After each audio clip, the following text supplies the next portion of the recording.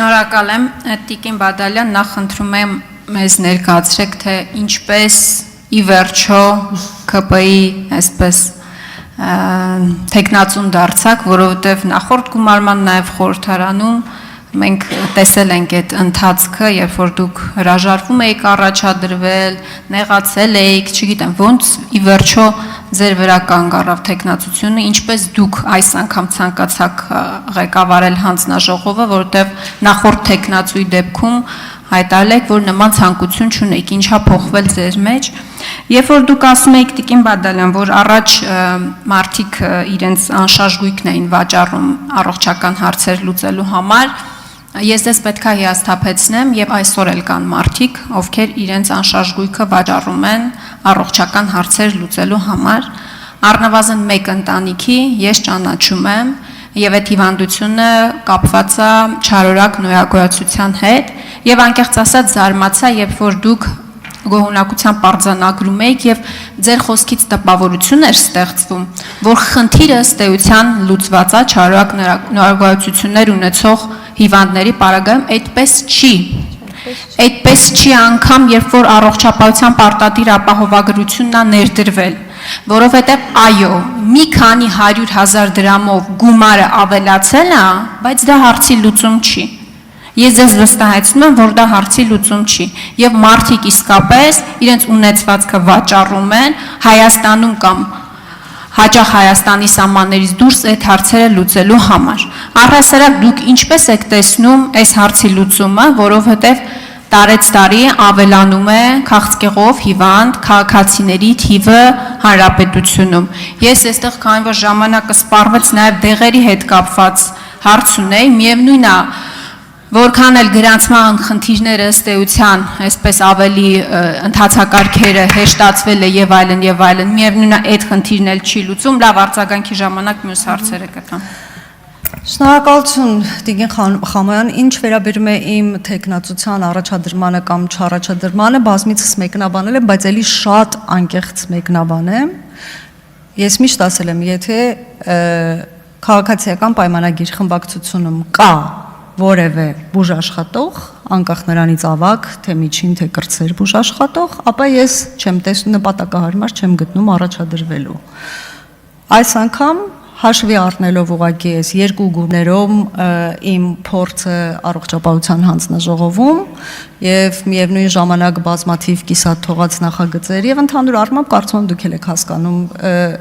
ինչպես է ընթանում առողջապահության հանձնաժողովում հարցերը ընդհանուր առմամբ եւ խորհրդարանական հատվածը առողջապահության ոլորտի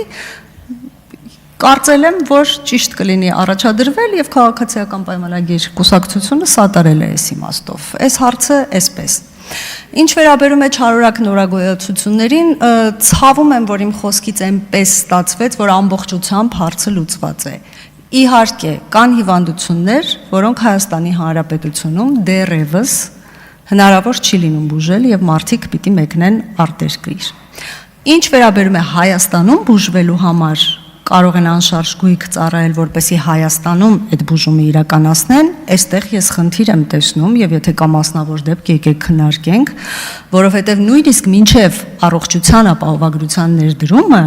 այնուամենայնիվ պետությունը սկսեց փոխհատուցել չարորակ նորագոյացությունների վիրահատությունը բոլոր դեպքերում։ Սկզբում մի քիչ դժվարություններ կար ֆինանսներ հատկացնելու, քիմիոթերապևտիկ, որոնք ավելի թանկարժեք են, քան վիրահատությունը, դեղորայք հատկացնելու եւ փոխհատուցելու իմաստով։ Այսօր այդ ծավալն էլ ենք մեծացրել, բայց այնուամենայնիվ չենք հասցրել իր մաքսիմումին։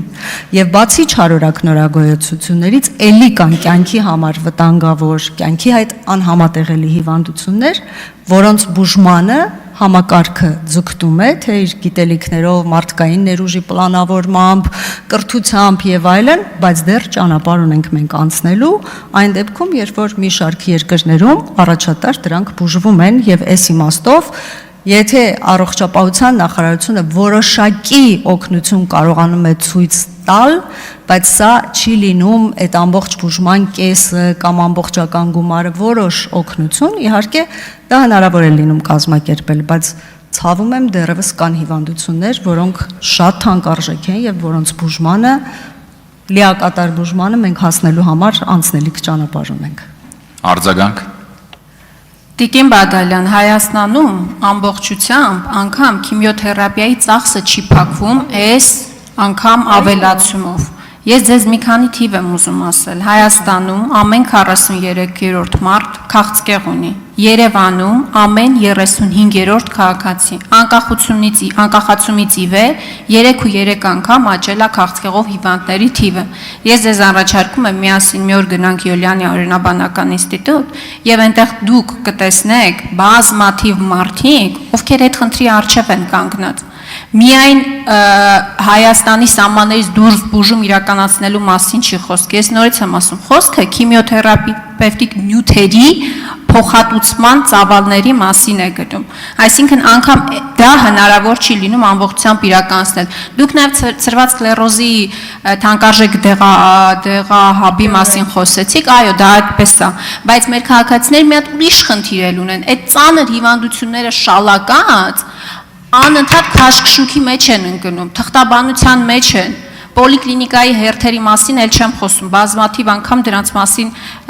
բազմիցս դրանց մասին խոսել ենք, այսինքն մարդը հիվանդ է, բայց միևնույն է պետք է այդ ամբողջ պրոտոկոլը թղթաբանությունը եւ այլն դա ինչպես եք պատկերացնում, որ հնարավոր լինի լուծել։ Էլի մի քիչ դժվարանում եմ պատկերացնել, որովհետև նման խնդիր պիտի չլինի, որովհետև ապահովագրության համակարգը ինչպես է գործում ընդհանուր առմամբ, դու այցելում ես տեղամասային թերապևտին կամ ընտանեկան բժշկին եւ հիվանդության արդեն դիագնոզի դեպքում, որը որ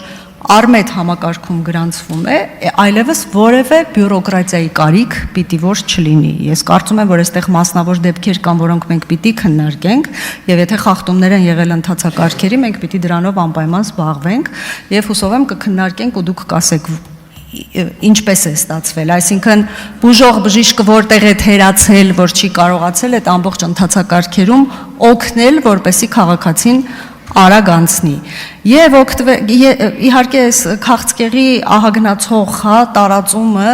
եւ ելի եմ կրկնում քիմիոթերապևտիկ բոլոր դեղերը չեն, որ փոխհատուցվում են, բայց դրա վրա աշխատանք կատարվում է, բայց օգտվելով առիթից ուզում եմ ասել, որ մենք երկար քննարկումների արդյունքում դրա լուծումներ ենք հնարավոր գտել։ Մենք շատ երկար քննարկում էինք ապահովագրության համակարգի ներդրումից անմիջապես հետո արդյոք պարտադիր դարձնենք